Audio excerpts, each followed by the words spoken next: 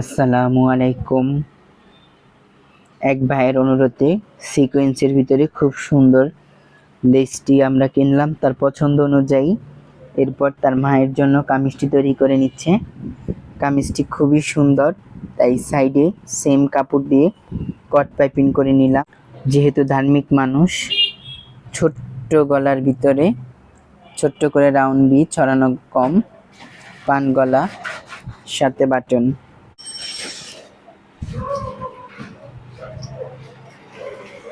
হাতের এই সিকোয়েন্স লেসটি খুবই সুন্দর, অসাধারণ দেখতে। ধন্যবাদ আপনাদের সকলকে। ভালো লাগলে অবশ্যই কমেন্ট করে জানাবেন।